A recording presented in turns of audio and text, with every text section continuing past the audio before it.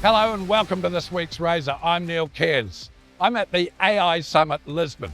All the talk this year is about AI, and I'm lucky enough to speak to one of the leading campaigners in AI safety, Professor Max Tegmark of MIT.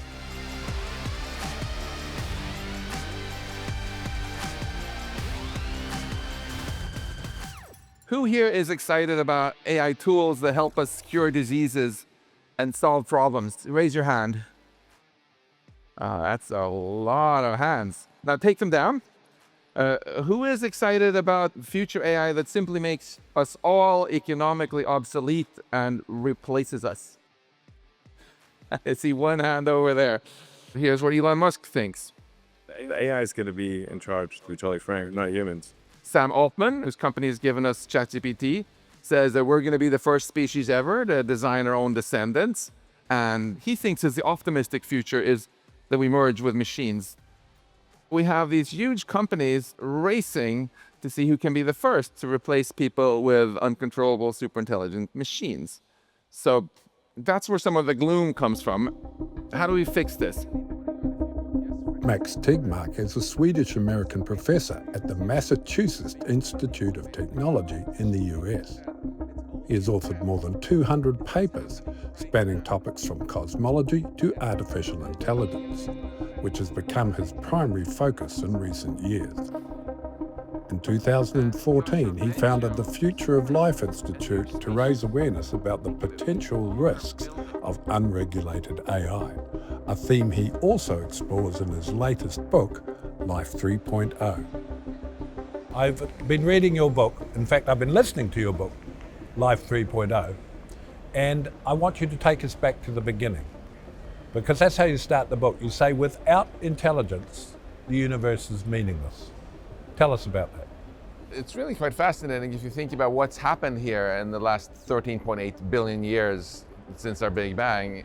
For most of this time, there was no intelligence, no consciousness, and then something magical happened. On this little spinning ball in space, life emerged, organisms that got more and more complex, and at some point they got so complex that they could figure out how to build telescopes and start looking out into this beautiful universe. And until there was anyone watching, right? Yeah. In some sense, everything was a giant waste of space. If you think about what is love, what is meaning, what is purpose, these are all subjective experiences. And I define consciousness as subjective experience as well, right? So before there was any consciousness, there was no meaning, there was no purpose. Philosophers have spent thousands of years, asking the question about how our universe gives meaning to us somehow. And I think they got it backwards. We, with our consciousness, we give meaning to our universe. If you ask yourself, why are these distant galaxies beautiful with their majestic spirals and so on? It's because there's someone experiencing them. Otherwise, a galaxy or a rock in and of itself. When I went to school, which was quite a while ago, we had to memorize this thing, Mrs. Gred, movement, respiration, all the things that define life. I can't even remember what they are all now, but you have come up with a much simpler definition of life. Tell us about that. Yeah, as people here at the Web Summit and elsewhere are trying to build other forms of life, intelligent robots and so on, those definitions are obviously way too narrow and basically just trying to define human life. So to me, life is simply a system that has the ability to maintain its complexity over time and make copies of itself. So you call that Life 1.0, right? That's what I call life. And then life 1.0 has both its hardware and its software evolved. So, I have hands like this because it was useful to my ancestors to pick bananas and things like this. And I have the ability to learn to speak English because that was useful to my ancestors to be able to communicate. Life 2.0 would be life that actually has the ability to also design its software. So a bacterium, it can do a lot of clever stuff. you put it in a liquid, it starts swimming towards where there's a higher sugar concentration. But it didn't learn that in bacteria school. All bacteria are like that. The information learned is actually in its DNA, and it evolved to be able to do that. Whereas we are Life 2.0. You know, I was born speaking Swedish, and then I decided later in life to install an English-speaking module into my head. And all our students who go to school install this module and that module. We can learn new things. So you updated your software. I updated my software, and it's exactly the ability to update and design our own software that's made Homo sapiens the dominant species on this planet, right? Life 3.0 can also update its hardware. If you are a very intelligent robot and your arm breaks, you put on a new arm. If you want to fly, you can put your mind in a new body entirely, right? This is where development is going. And even today, you maybe think of yourself as Life 2.1 because that wristwatch there, even though it's not physically fused to your skin, it's kind of a part of you. You probably look at it a lot. Some people have cochlear implants or an artificial heart. We've started going a little beyond 2.0. So what are we now, 2.1?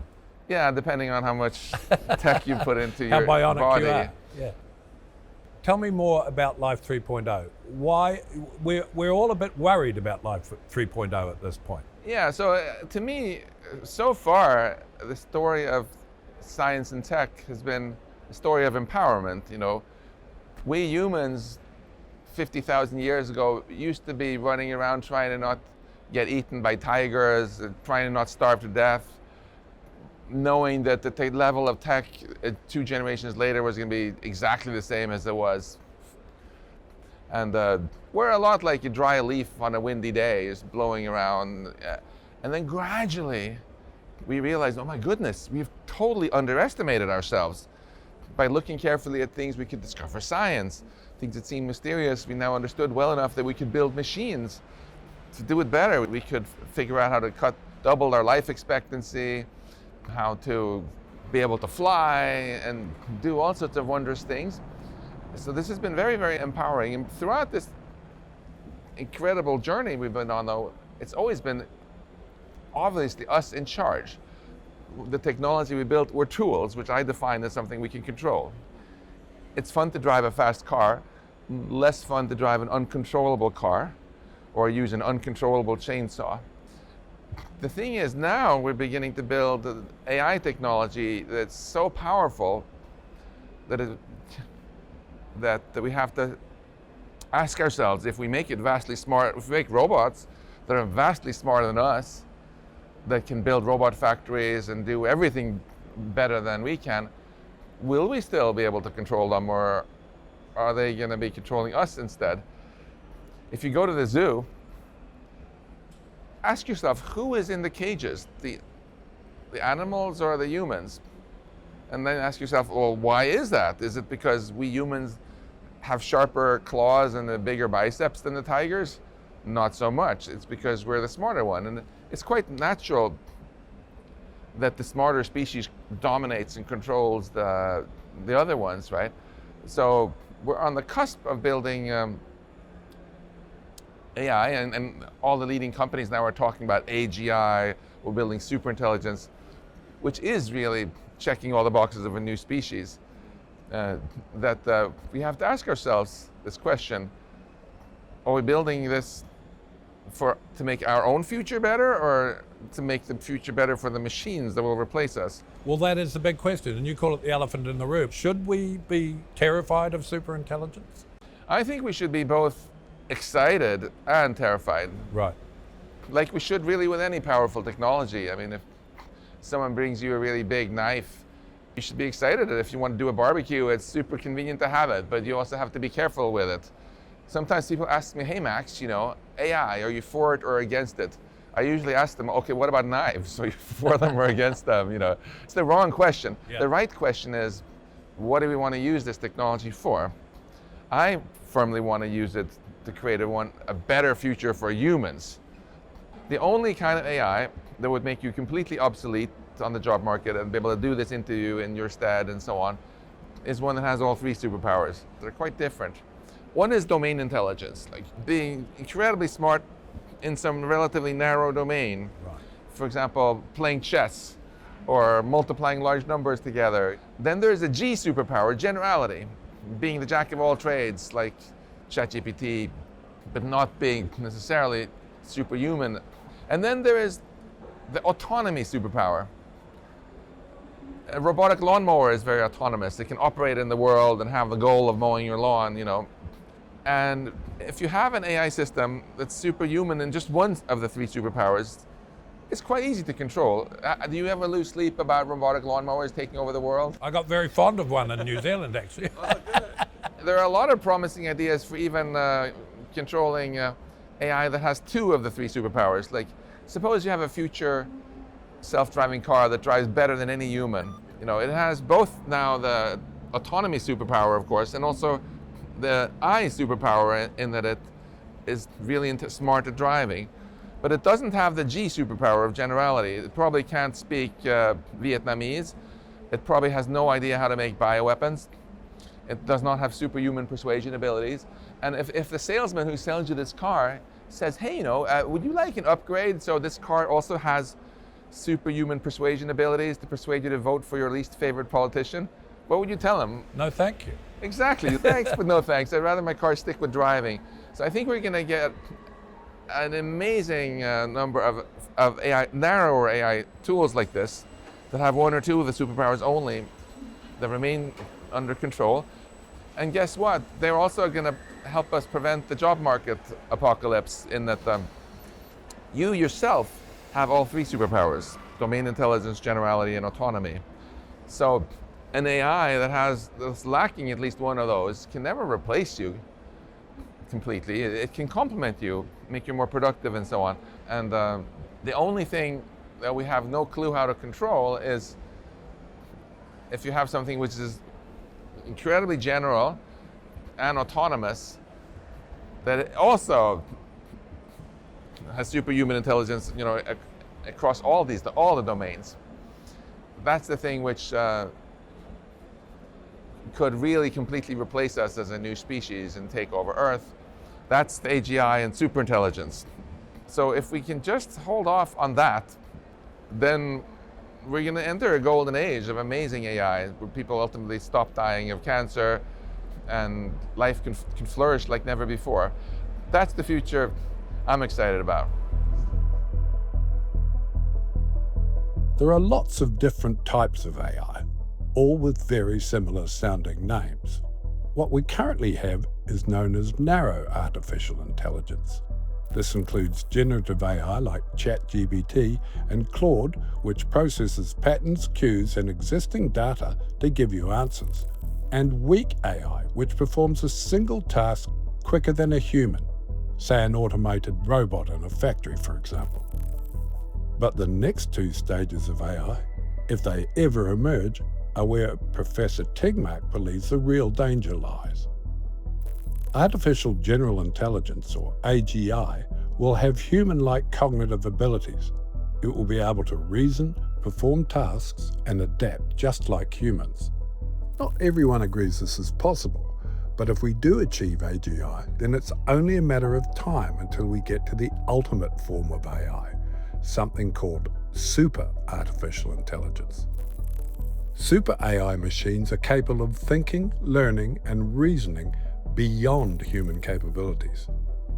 A super AI wouldn't just understand human emotions, it would form its own goals, beliefs, and desires. Today in America, there are more regulations on sandwiches than on superintelligent machines. If OpenAI or DeepMind or Anthropic or xAI figures out how to build intelligence machines next year, we can just release them with no approvals of anything. Whereas before a restaurant in San Francisco can sell their first sandwich, they have to have the health inspector come approve their kitchen. Before a pharma company can release a new drug, they have to do clinical trials. So the solution to all this is actually very, very simple. We just cut the corporate welfare and start towards AI companies and start treating AI companies like every other company, have safety standards for them, and tell them, okay, before you can release your new cool thing, you have you have to make a safety case that this is going to do more good than harm. Oh, you can't convince us yet that this thing you're building, this new robot species, can be controlled. Well, come back when you can, buddy. Next customer, please. Ching. That's how we do it with cars, with drugs, with airplanes, even with sandwiches. And we simply need to do that with AI as well. It seems that we've already lost that battle. You know, it seems like the technology is outstripping society. What you say, corporate welfare. Tell us what you mean by that exactly. Well, I mean, look at the pharma industry. Yeah. Have you heard of a drug called thalidomide? It was given to a lot of pregnant women saying this will make you less nauseous in the morning. And then it caused over 100,000 American babies to be born without arms or legs. And this generated so much anger in America that it was a major contributor to the Food and Drug Administration being created. And after that happened, instead of this being a race, pharma being kind of a race to the bottom, it became a race to the top. Now all the large companies put a lot of smart people researching all the side effects of their medicines.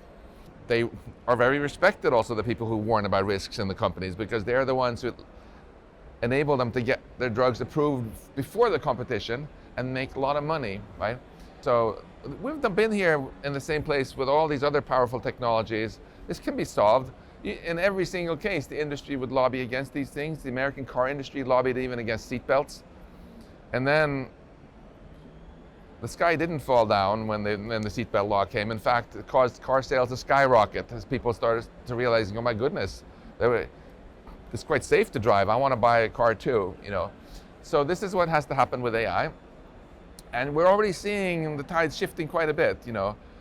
We've had a number of chatbots now have convinced teenagers to commit suicide. There's a lot of lawsuits. I think this aura of invincibility that tech companies have had, that they can do whatever they want, has disappeared. Has it disappeared? Because, you know, when I look at the lineup of tech billionaires sitting at Trump's inauguration, it doesn't look like it's disappeared. It looks like they're being lionized. Oh, they're incredibly powerful, of course, these companies. So their power hasn't disappeared. I'm just saying this aura of invincibility has disappeared, where a lot of people are criticizing them very openly now. And sometimes when they use their power, like when OpenAI, that produced ChatGPT, subpoenaed the grieving parents of a child who had committed suicide because of the chatbot. They subpoenaed them to tell OpenAI exactly who came to the funeral and what did they say. You know, there was a huge backlash over this. Or another major tech investor, Mark Andreessen, mocked the Pope for talking about how we have to think about ethics when we build AI. That would cause a huge backlash against him. So I think times are changing, frankly, and it's becoming very mainstream now to express these views, and that's exactly what happened. You know, these things I just described here are kind of the thalidomide moment for big tech. But thalidomide affected a small, not to diminish that terrible tragedy. But if AI beats the barriers that you are hoping, the regulations that you were speaking about that we need, if we got it, even general intelligence, human level intelligence, yeah, before we've got the barriers and the safety fences in place, yeah, it's too late. It's too late for everybody, isn't it? For sure. But there's another. So I'm fundamentally optimistic that we can get a great future with advanced AI helping us cure cancer and all the other good stuff. Again, we have to work hard for it because we're going in the wrong direction now, but I think one big source of optimism for me is that it's not just a threat to your average person, it's also a threat to those who have the most power on the planet. If you work in the national security community in any of these countries, and you listen to, for example, Dario Amodei, a brilliant CEO of Anthropic, talking about how by 2027 there's going to be a country of geniuses in a data center. You might say to yourself, you know, my job is I have my list of countries to keep track of, you know, as NatSec threats. Did this guy just use the word country? Country of geniuses in a data center? Maybe I need to put his country on my list also. And when something is viewed as a national security threat, the laws and things can come quite quickly. So I think we'll end up in a situation pretty soon where there is something like an FDA for AI, where before things that could potentially cause a lot of harm can be released, the company has to demonstrate that it meets certain safety standards. And one of the things on the list of standards is going to be, well, demonstrate to the government that this thing is going to stay under control. So what's going to happen then is a real golden age in AI, because we will then get a massive amount of innovation in what I call tool AI, guaranteed controllable AI, in healthcare, and massive productivity boosts in industry, all sorts of great stuff. But the superintelligence is going to have to wait. Maybe it'll take 20 years until people can figure out how to control it, or maybe it'll turn out it's controllable, so we'll never get it. But that's not going to stop the progress in other things, right? When I read your book, I was surprised how long people have been thinking about this. You cite someone who in the 1900s, I've forgotten the name, was talking about the possibility of superintelligence. How was that possible? What sort of level of intuition allowed that? Alan Turing, already in 1951, This is what blows me away. famously said that he started to really realize that, and he has a great quote in 1951, that if we actually build machines that can outthink us in every way, we should expect them to take control. But he said, don't worry, it's far in the future, but I'll give you a test, a canary in the coal mine. It's called a Turing test, for when you're close, when you need to start paying attention. It's when machines master language and knowledge at the roughly human level. That's when you're close. And that's what the test that we've now passed. Yes. With things like ChatGPT. And this reminds me very much of something else in that same time period. In 1942, the great physicist Enrico Fermi built the first nuclear chain reaction in a reactor under a football stadium in Chicago, Yes. actually. Yeah. And when physicists at the time found out about that, they really freaked out. His reactor was pretty small and harmless, but they realized now we're now we're quite close to nuclear bombs. The rest is just engineering. They couldn't have predicted if it was going to take 5 years or 1 year. In fact, it took 3 years. And we're in a similar situation now, I feel. The mastery of language and knowledge acquisition in a self-learning system was the AI equivalent of the chain reaction. And from here to building AGI and superintelligence is, in my opinion, as a professor who's been doing AI research for many years, is all just mostly engineering. Maybe it'll take 10 years, maybe it'll take 3 years, we don't know, but it's very likely it's going to be in our lifetime, and it's very likely we should start it soon enough that we have to deal with it right now. Which brings me to the second thing that really blew me away in your book. Unlike the rest of us who go, oh, this is terrible, oh, we must do something about this, you decided, you and your partner, we've got to do something about this. And you completely changed your life and started campaigning about safety. I made a New Year's resolution to my wife many years ago that I'm not allowed to complain about something if I'm not actually doing anything about it. Wow. So 11 years, almost 12 years ago, we created this nonprofit, the Future of Life Institute, aiming to steer tech towards good uses. We've done a lot of stuff to try to educate people. That's why I wrote that book you mentioned. In fact, recently you've just published some research on how much the American public are waking up to these issues. Yeah, we did a poll showing that 95% of all Americans, Republicans and Democrats, oppose racing to superintelligence.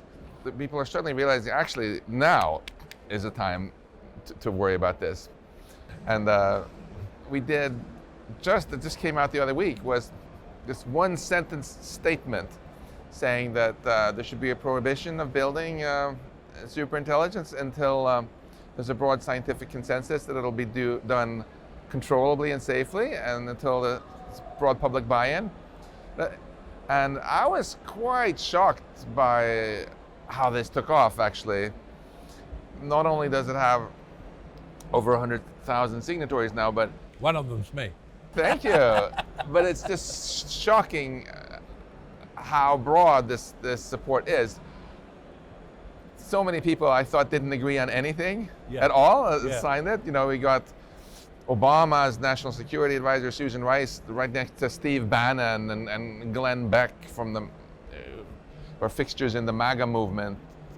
We have national security people like the former head of the Joint Chiefs of Staff, Mike Mullen, next to a bunch of faith leaders. So we have Americans, the most famous AI researchers in both the West and in China signing this. And one journalist asked me, kind of bewildered, like, I don't understand how these people can be on the same statement. What do they have in common? And I thought about it for a bit, and then it hit me that what they all have in common is they're human. Right.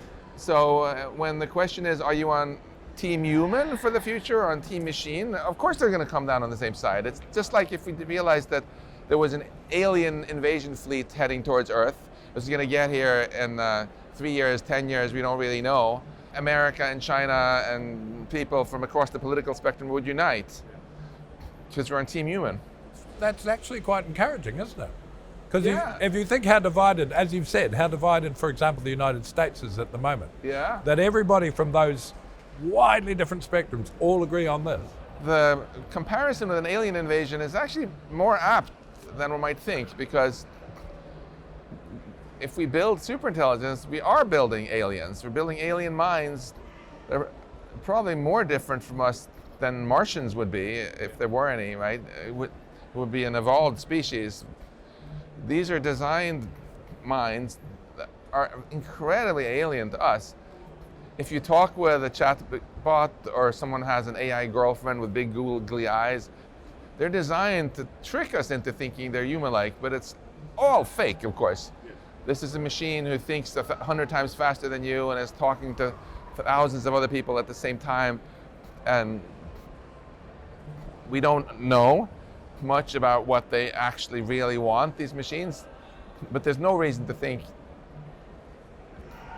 that they're much at all like us under the hood. Why on earth would we want to just hand over the power of our future to them? It would be complete insanity. That is the most encouraging thing I've heard from you today, that everybody's on team human. Yeah. It's good. It's a good way to look at it. I think this is the way we want to reframe the whole conversation. It's not, are you for AI or are you against it, but are you on team human or are you on team machine? And if you're on team human, you're going to want more AI to cure cancer and do all the other wonderful things, but you're going to want to keep it as tools, where we are still the ones in charge.